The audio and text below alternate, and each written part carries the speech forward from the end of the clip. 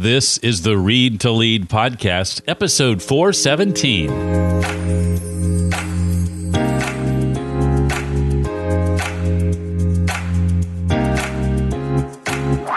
What we should be doing with our fears isn't fighting through them or pushing them away or standing up to them. We should be doing what we would do with a companion on a long train journey. We should be turning to the fear and asking it lots and lots and lots of questions, examining it, not to make it go away, but to go, what's the love in there? Because for you, if you're fearing something, it's because you so love something. You've long been told to do what you love. Sounds simple, but the real challenge is how to do this in a world not set up to help you. Most of us actually don't know the real truth about what we love, what engages us, and what makes us thrive. In our workplaces, jobs, schools, even our parents are focused instead on making us conform. Hi, I'm Jeff Brown, and this is the Read to Lead podcast, a podcast dedicated to your personal and professional growth.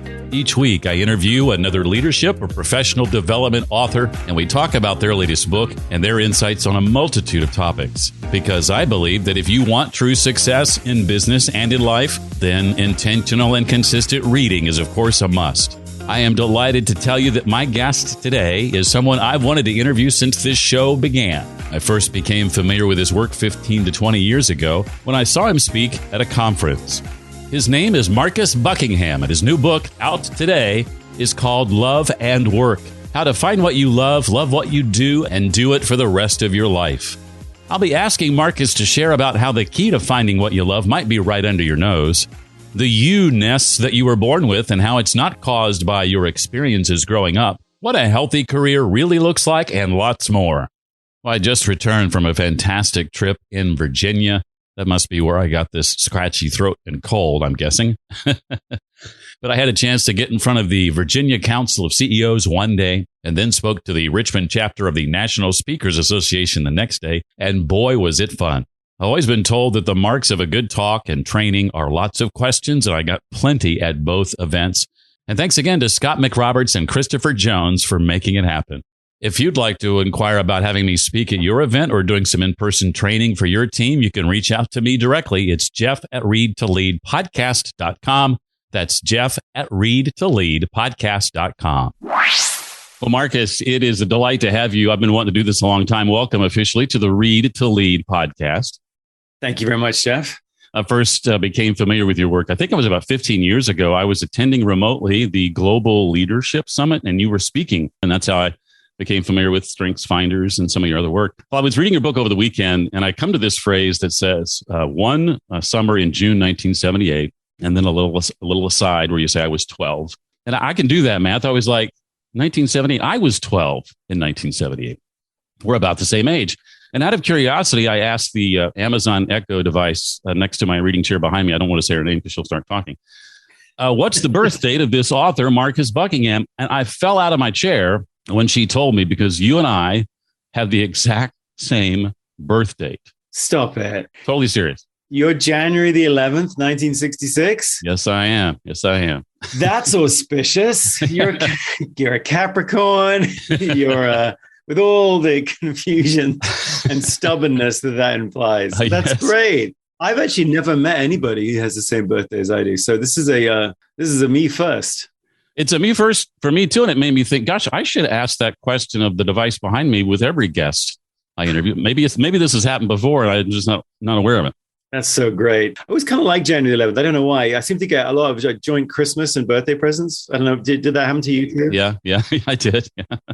But I kind of liked it. You start off the year with a, yay, it's your birthday. Well, to your book, I think a lot of us, when it comes to love and work, we think that to find what we love often means going somewhere else to find it. And you write that it could be just molding an existing role, something we're already doing, to find love within it. Can you expound on that a little bit? Well, yeah, the cliche about love and work is that you find a job you love and you'll never have to work a day in your life again. It's that cliche, right? Right. But as a data person, I mean, I'm a psychometrician by training. So I build things like Strength Finder, things like the standard assessment, the measures of engagement. How do you measure things about humans that are really important, but that you can't count?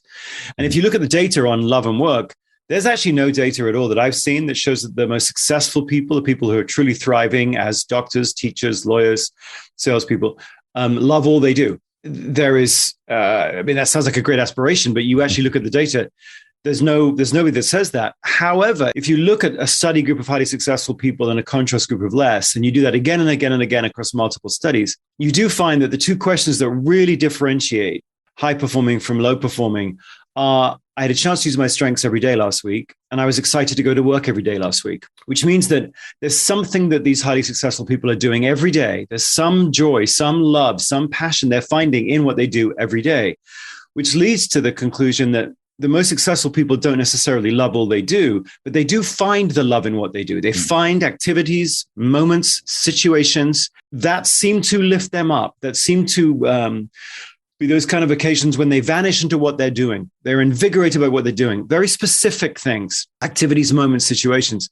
And it's not that they have to love 100% of those activities. In fact, the threshold number from other research seems to suggest that 20%, if you can find every day 20% of activities that you love in what you do, then you are much more likely to thrive, much more likely to be successful, and all the other positive outcomes that flow from that. So it's not that you have to love all you do, but you have to be intentional in finding those aspects that you love in what you do. And that sounds, it sounds almost idealistic, except when you actually look at the research, it's pretty clear that the most successful people do that. Not that every single great teacher finds the same love in what they do. Not that every great emergency room physician finds the same love in what they do. Everyone's different, even in the same job, everyone's different. But deliberately looking for those activities that can lift you up and finding them every single day. When it comes to love, I guess frequency trumps intensity. So frequency matters.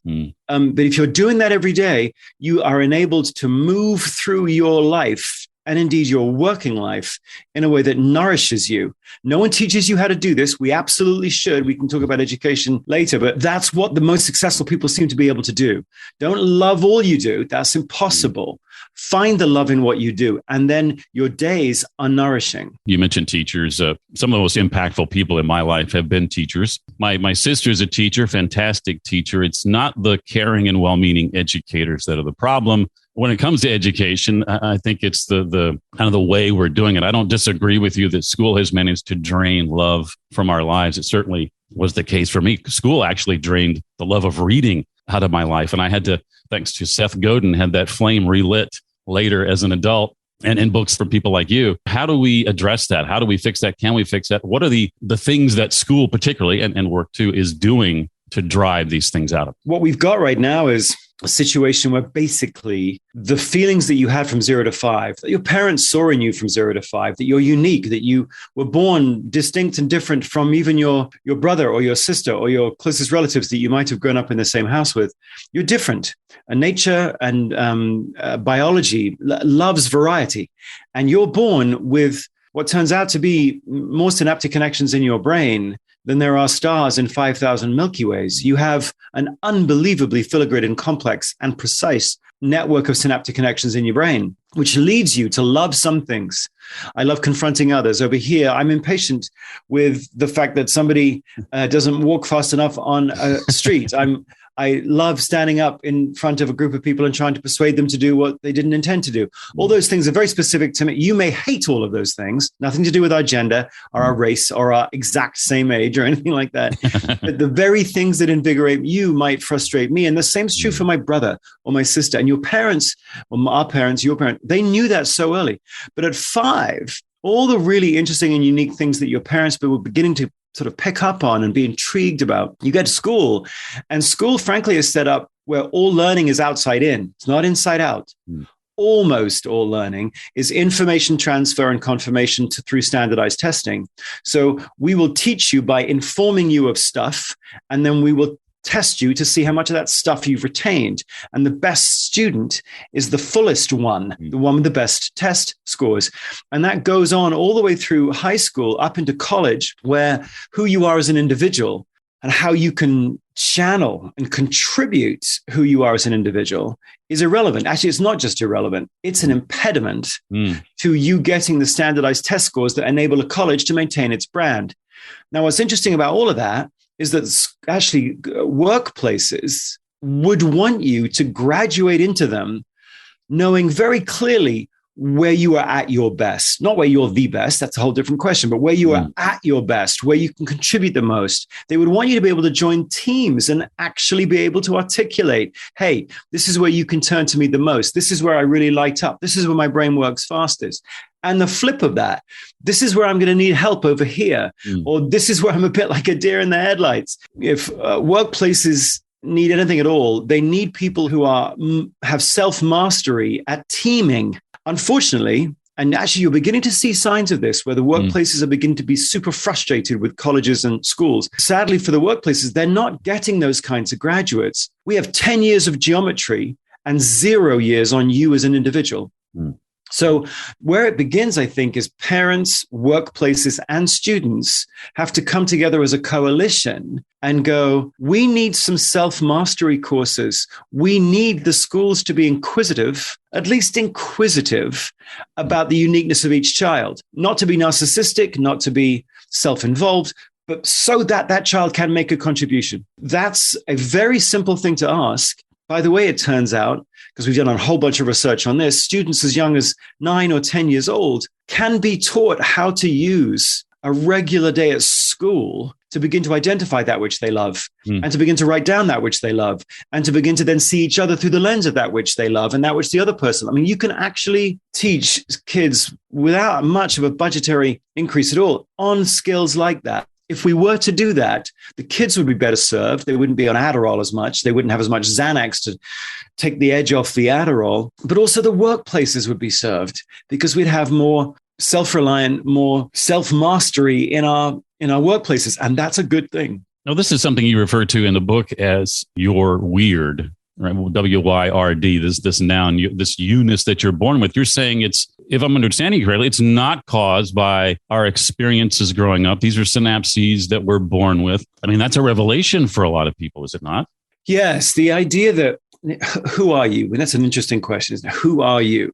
And you have a lot of different sources of your identity. It might be your gender. It might be your religion. It might be your nationality. It might be which team you happen to support. But obviously, in all those other categories there's lots of other people who share your gender or your race or your nationality. You, the unique pattern of behaviors, thoughts, feelings, interactions of you are caused, well, we know actually what they're caused by because of these global identical twins reared apart studies. We know that your personality, who you are, what you lean into, what you find exciting, what you find distressing, all those things about you that make you you, we know they're caused by two things. One is the genes of your parents, not your upbringing, your parental upbringing. Despite everything that psychology tries to put on you about parental trauma and the way in which you were raised causing this or that anomaly, your parents' genes, if you're shy, it's because your parents were shy, not because they raised you to be shy. We know that because of these identical twins raised by adopted families and whether or not those personalities remain consistent. So firstly, it's your 50% is your genes and about 30% is your peers between the ages of 0 to 12, and the remaining 20% is chance. So your uniqueness, which we can see manifested in these, well, it's trillions of synaptic connections in your brain, is utterly unique to you. It's caused by the uniqueness, the unique inheritance that you were given when you were born. And the growth of you over the course of your life isn't you rewiring this empty vessel into whatever you want it to be, despite how we couch that in positive language, like, well, you should have a growth mindset. And not that I don't admire Carol Dweck's work, but if you're not careful, growth mindset simply means there's no you in there. There's no weird. Weird meaning the Norse term for a unique spirit or a unique daimon or a unique character that is you, that is the only you there is or will ever be, which, by the way, biologically, that is the truth. There will never be someone who has the same synaptic connection network as you do, ever. And school doesn't address that. Parents actually don't have a language for that. What we should be doing is helping you learn, why does Serena Williams play tennis so differently from Venus Williams? Not necessarily about Richard Williams, their dad, and how he created them. He didn't. He couldn't have created Serena playing differently from Venus if he tried. They're so different. Why are they different? Why was Neil Armstrong so different from his brother Dean Armstrong, who was a bank manager? Why does George Clooney, who often points to his aunt Rosemary Clooney as his inspiration to be an actor, but why did he have a sister called Ada who had the same aunt, Rosemary Clooney, who became an accountant specializing in payroll? We need a language to talk about individual differences and uniqueness inside the same family. What's weird, Jeff, is there's no one teaches us about any of this. Instead, we're given these rather vague homilies of you can be anything you want to be if you have a growth mindset. And it's like, no, you are utterly unique. And when you grow, by the way, the brain science on this is really clear. You grow more synaptic connections in the parts of your brain where you have the most pre-existing synapses.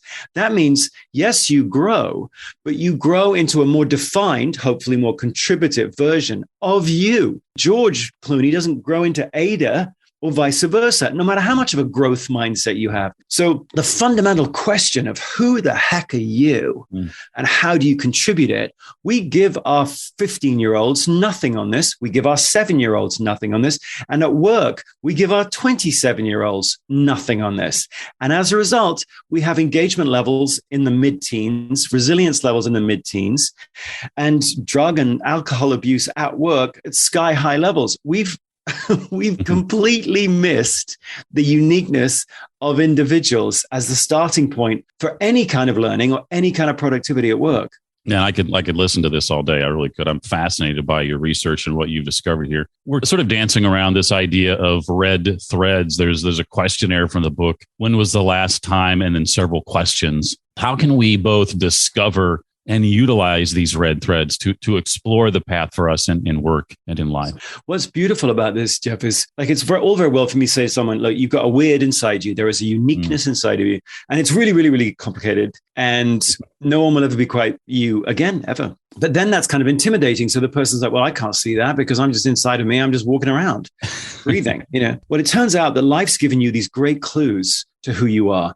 What you love, your loves are the best clues possible to decode yourself. And there are 3 or 4 clues to what your loves are. I actually call them, as you said, I call them red threads in the book, because if you think about it, a day is a bit like a tapestry. From far away, the tapestry looks like just one image, just like a day just looks like a Monday. But if you get close to the tapestry, you find it's made up of many, many thousands of individual threads. Same is true for a Monday or a Tuesday or a Wednesday. It's not just a day. It's made up of thousands of different stimuli that hit you or hit me. Thousands of different moments, interactions with a person, consequences of that interaction, a task, an activity. Thousands of them hit you, and they're like threads. They're threads of a day. Some of them are black, white, gray, brown, yellow. They lift you up a little, they bring you down a little, they fly by. But some of them are red. Some threads in your day are red, which means that before you do them, you are finding yourself positively anticipating them. While you're doing them, you find that time flies by. You're sort of in the zone. You vanish into the activity. It's almost like you're not doing the activity. You are the activity. When you're done with them, you felt mastery at it. You felt you weren't drained. You felt actually more you. You felt like it just clicks, almost like you know how to do it from a previous life or something. You're just in your zone. So 3 really obvious clues to your red threads. And so in the book, it's one of those things where you go, gosh, I wish we'd have taught every single 7-year-old this. But there's like 10 questions here. When was the last time a day flew by? Or when was the last time you instinctively volunteered for something? When was the last time you noticed something that others didn't? When was the last time that you had to be like pulled away from doing something? There's very specific questions you can ask yourself to identify what your red threads are.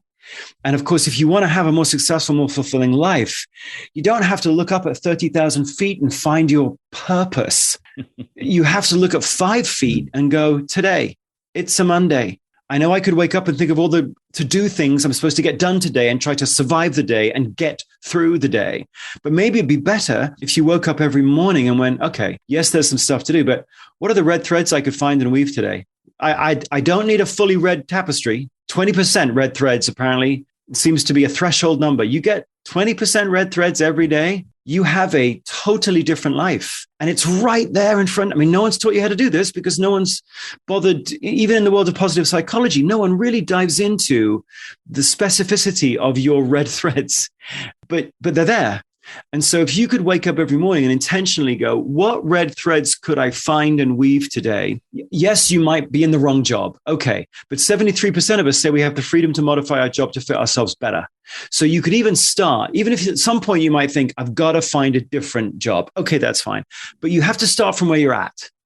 And the best way to discover who you are is to pay attention to where you're at and which are the particular red threads in your work right now, or indeed in your life at home right now, that seem to invigorate you, that have those three very clear signs: volunteering before you do it, time flying by while you're doing it, and then a feeling of mastery after you've done it. Those are there if you would but look. I'm in the middle of one of my red threads right now. I'm interviewing you. I'm interviewing Marcus Buckingham. This is awesome.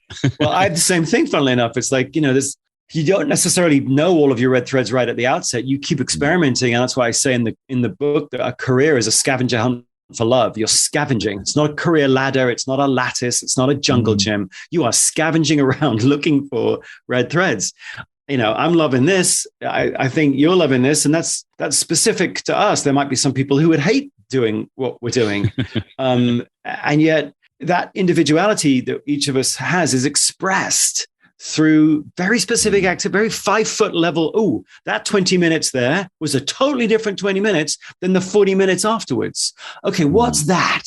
And how can I make sure that I pay attention to that 20 minutes? That's why in the book, I'm like, here's how to write a love note. Write yourself 3 love notes that are like, I love it when, and then finish the sentence. Just write 3 of them. I love it when. What has to come after the word when is a verb that you're doing, not that someone else is doing. I love it when I'm praised. No. I love it when I'm talking to Jeff about stuff that relates to, like, it's very specific. Try writing. That's why I said the people who read the book, like, try writing 3 love notes. It's an incredibly interesting, super specific activity where you're the only genius. You know your red threads better than anyone else. Start there. As I mentioned, I got a chance to hear you speak all those years ago. I never would have guessed as a young boy, that 12-year-old boy in 1978 dealt with a stammer. I never would have thought that was the case. But I love the story you tell in the book, and I would love for you to share a bit of it here, of how you discovered one of your red threads when you had to get up in front of your class. Well, yeah. So between the ages of 0 and 12, I couldn't speak. I don't know why I couldn't speak, but one of the idiosyncratic synaptic connections in my brain that related to fluency didn't work. It spasmed, or they all spasmed. I'm sure there wasn't just one, but they all spasmed when I tried to speak, which manifested for me in a really crippling stammer. And it really defined, Jeff, my first 12 years of my life. There wasn't a single day when I didn't wake up and feel the anxiety and the fear of even saying my own name. And Marcus Buckingham, as I say in the book, Marcus Buckingham for a stutterer is a freakishly long name. And that kind of, in our society today, when you have a problem, whether it's stammering or whether it's social anxiety or whether it's depression, we tend to want to go and make you an expert in your trauma that may have caused the stutter. So I learned a lot about the causes of stuttering and stammering, and you become sort of super expert in all the different manifestations of this weird, devilish sort of affliction. But funnily enough, red threads, those particular moments or activities that really, for no good reason other than the uniqueness of you, just lift you up and time flies by, you feel most you. They're not just useful in terms of thriving, they're useful in solving your biggest problems. So for me, that the explanation around that is, I don't know why this even happened, but the headmaster of my school asked me to read aloud. Well, he actually asked 5 12-year-olds to read aloud in chapel, and I was one of them, which struck me even at the time as a joke because I couldn't speak. So my entire school life was ruined in my head anyway at that moment, because there's no way you can get around. You can sort of hide that you can't speak by not speaking in class or not speaking on the schoolyard. But if you have to stand up and read aloud in chapel, there's no escaping that. But anyway, to cut the longer story short, I got up, I went to the lectern, turned around, and for whatever reason, the sight of 400 people staring at me, the stimuli of that, turned out to be something that unlocked the synapses that were misfiring, and my disfluency went away. It wasn't that I worked at it or fixed it or strived at it, or something worked on me. I saw all these faces, and I could feel it almost physiologically, Jeff, in my head. I could feel the synapses firing differently. It felt warm. It was the strangest thing. And I realized at that very young age, I didn't call it this, but I realized I love it when I'm speaking to a large group of people on a subject that I know the words for, because in this case, I was reading it. But I love that. I love it when I'm speaking to a large group of people on a subject that I know a lot about, in this case, that I'm reading. Well, that for me, A, was a massive discovery because no one would ever have been able to tell me that. But B, I then took that one red thread and applied it to every single conversation, which meant that from that moment on the schoolyard, I just pretended I was talking to 400 people when I was talking to one. And it is no exaggeration to say the stammer went away in a week. So much so that, and it does still come back. I mean, it's still there. I can still feel it kind of coiling and uncoiling in my head sometimes when I'm tired or super stressed. But I went to another school. No one knew I had a stammer from 13 on. And when I went to college, no one knew I had one. And that's the power of love. Sorry to say it that way, but that's the power of finding that which you love. It cures you. It doesn't just help you thrive. It helps you become the integrating point for any kind of therapeutic intervention you may want to do with yourself. So, for example, if someone has social anxiety, the question isn't, well, what's causing it? And let's dive into it. And was it a function of the way you were brought up? And was it, let's help you be expert in your anxiety? No, let's help you find those moments when you have none. Are there any? When is the only moment you can even think about in the last 2 months when you felt at ease in a social situation? What was it? What are the specifics of it? Where were you? Who were you talking to? What were you talking about? How tired were you? Let's get into the detail of it, because there, in that one moment where there was a red thread around a social situation, that's the integrating point for your learning. So that was the stammer manifestation for me. Everyone will have their own unique versions of that, of course. An amazing story. I'd be curious to get your take on this.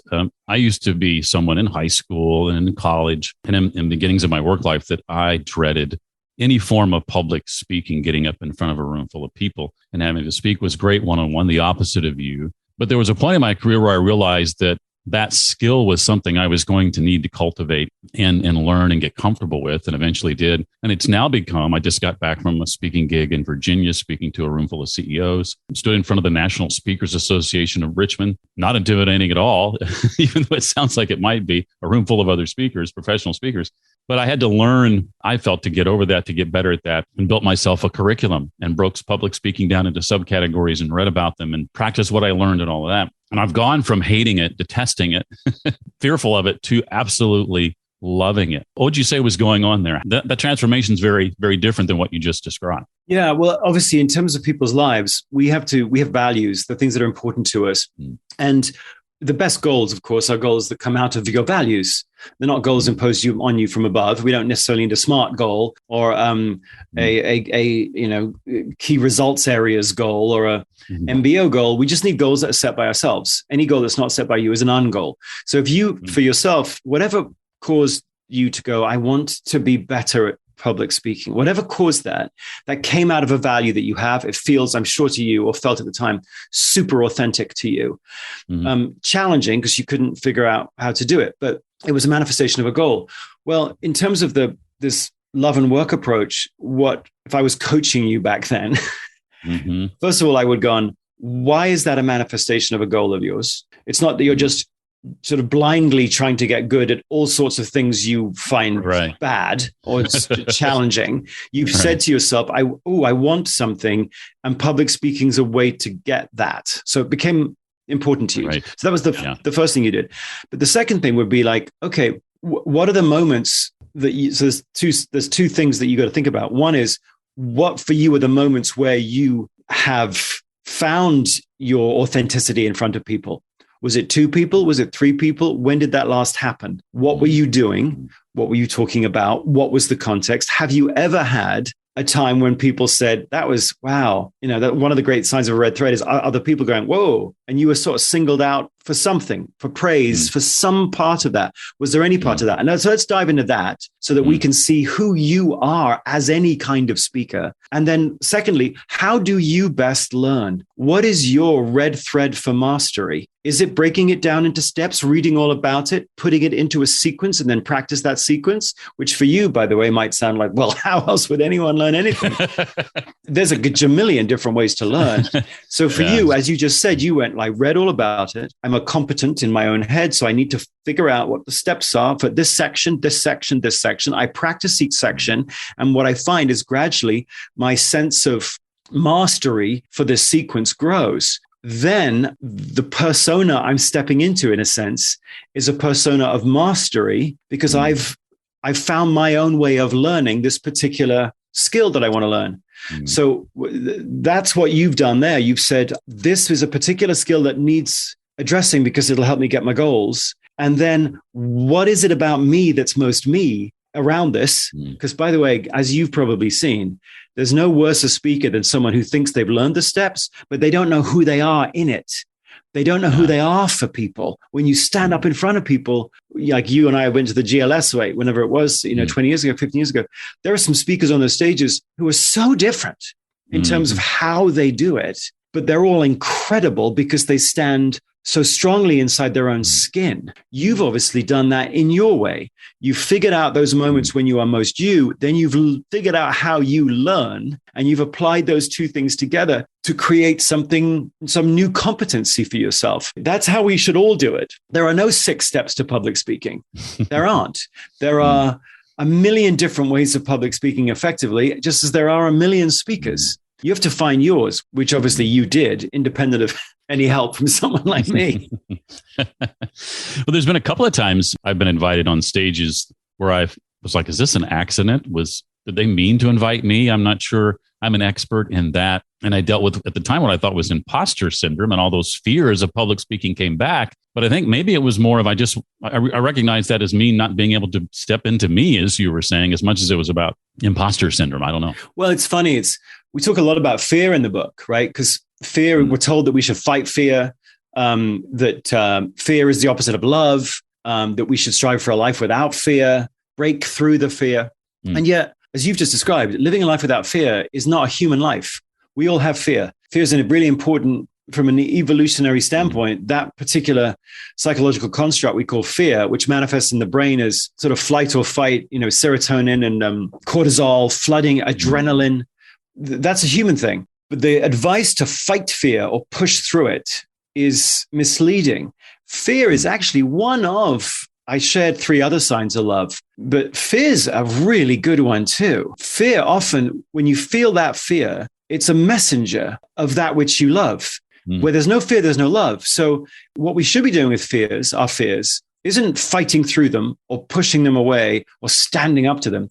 We should be doing what we would do with a companion on a long train journey. We should be turning to the fear and asking it lots and lots and lots of questions, examining it, not to make it go away, but to go, what's the love in there? Because for you, if you're fearing something, it's because you so love something that it's making you, it's bringing fear with it because you so yearn for. What's the thing you're so yearning for? If we really examine your fears, they reveal beautiful things about that which you love. Fear only gets really problematic when you shun it. So if you push it away, like if you fear your partner is cheating on you, fear turns into possessiveness, and it's the possessiveness that kills the relationship.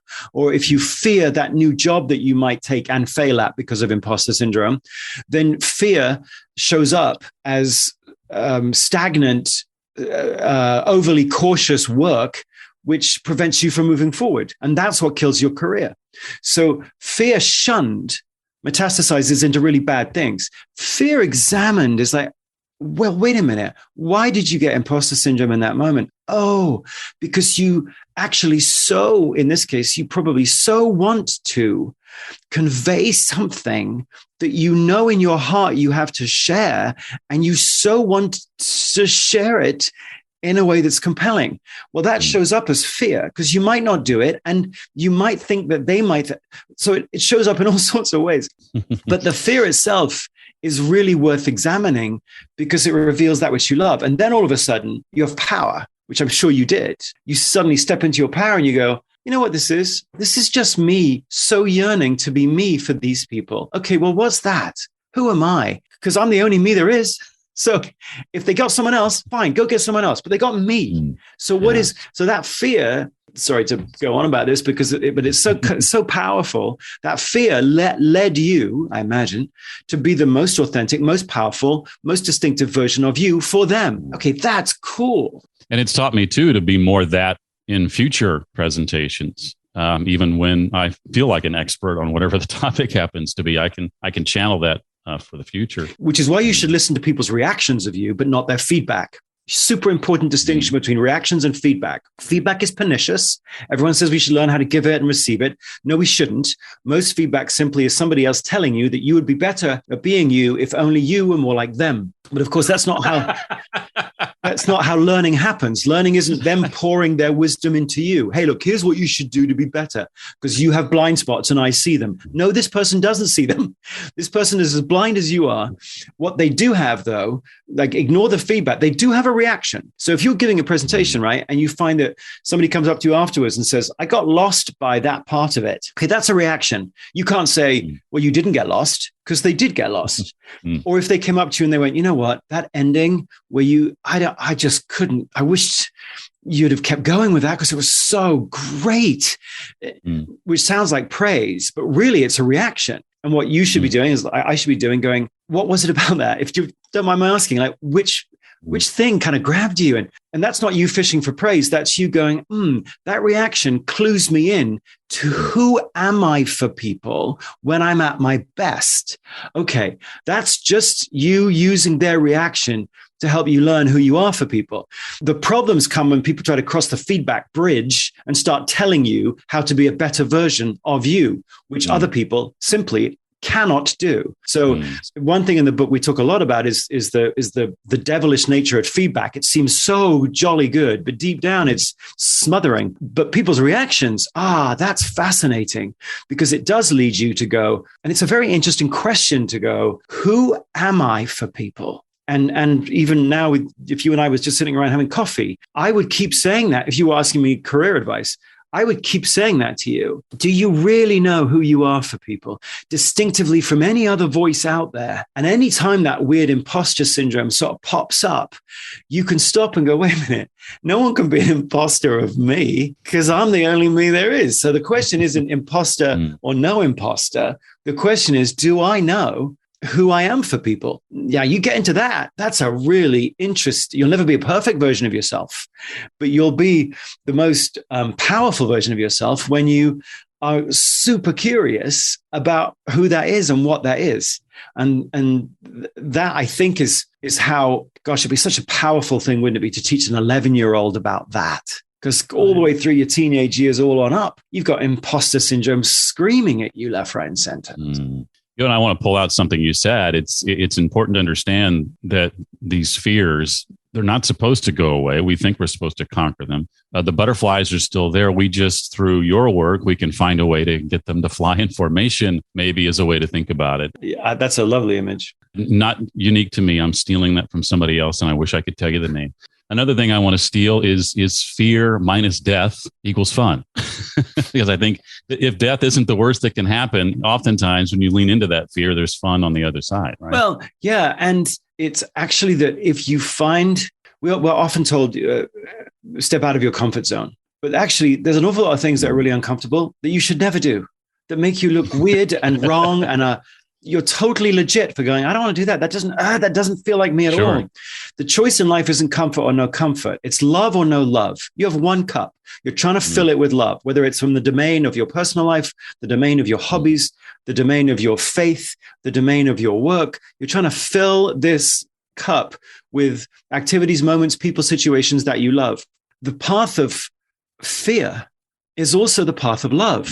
So it's not comfort or no comfort. It's like if you're doing something and there's no fear, then you've lost what you love.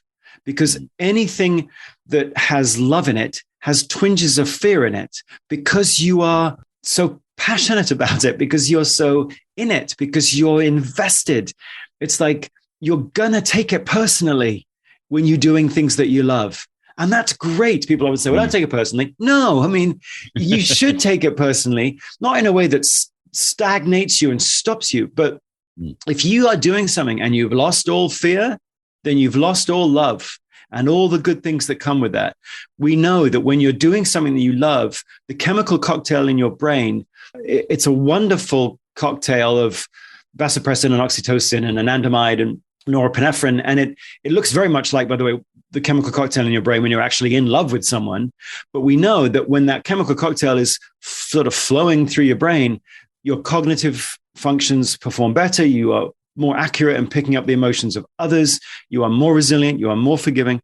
All sorts of really good outcomes happen for you when your brain is like that.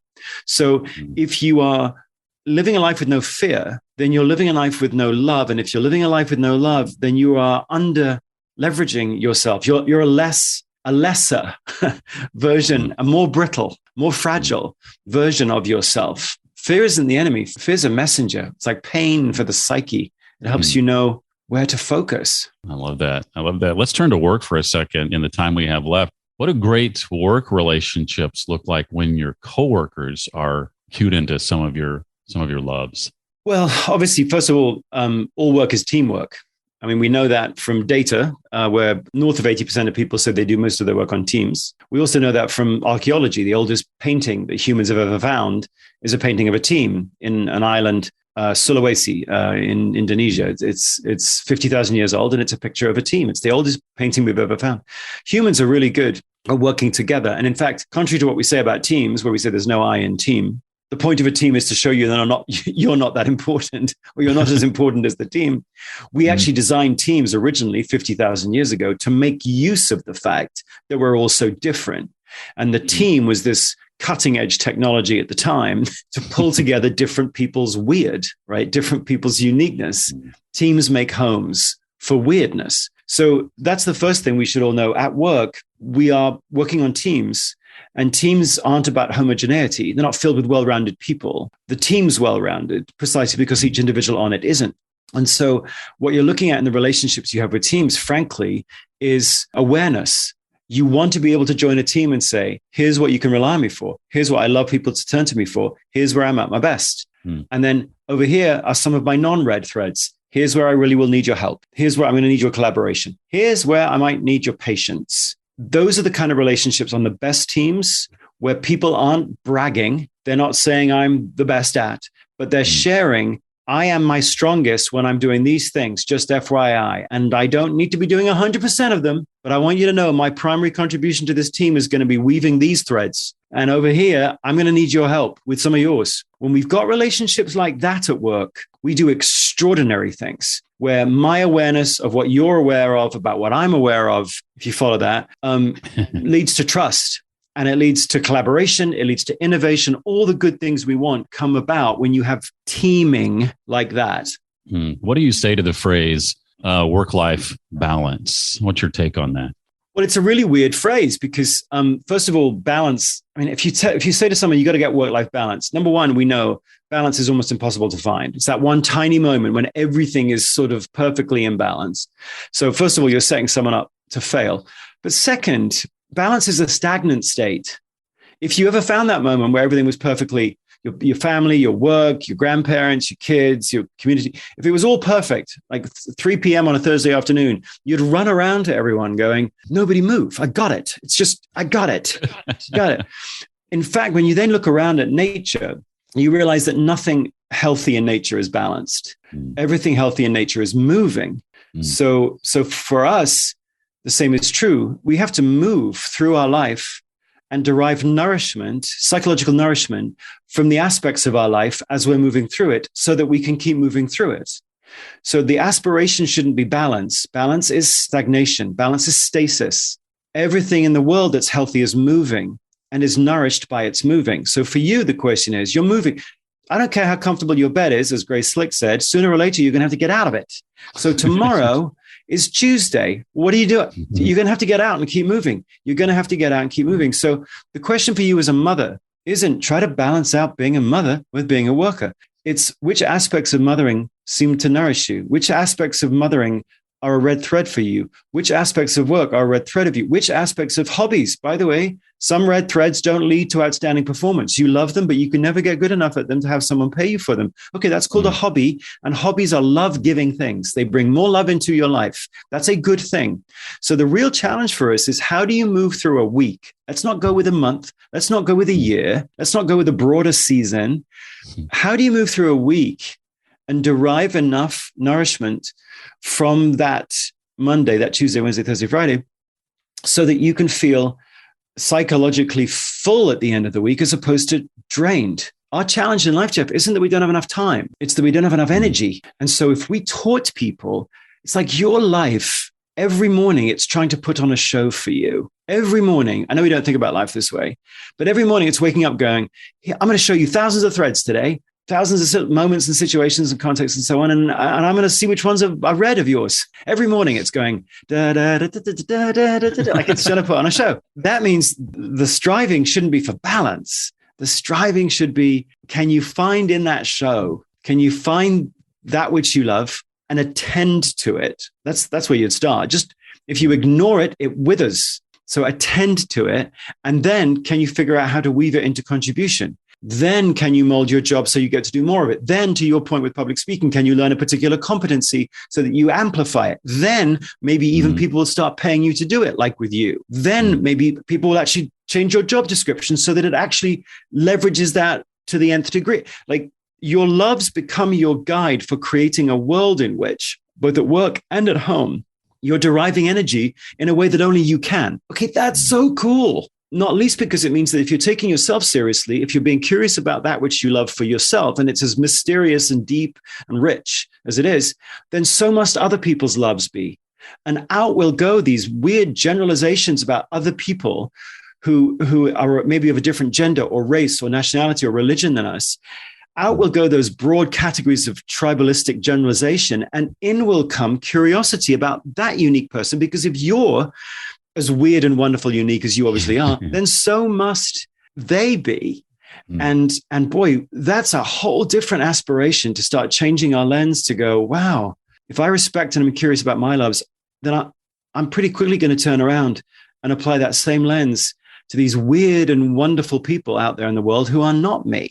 In the time we have left, Marcus, I want to try to squeeze in two questions, one of which is, what have I not asked about from the book that you wished I did ask about? Anything? I think we haven't really talked about parenting. That's one of the things that I write about a bit in the book. It's a very personal book, this book for me, because I lost my dad. I got divorced. My whole family got involved in some sort of national scandal. We had the pandemic. And so it caused me to think, what do I want to share before I die, basically? And obviously, parents don't create the personality of their kids, but boy, with the best of intentions, some parents do some really dangerous things to their kids, some of which are totally immoral in terms of the choices they make for their kids. Even if they're trying to elevate their kids, they're intervening too much.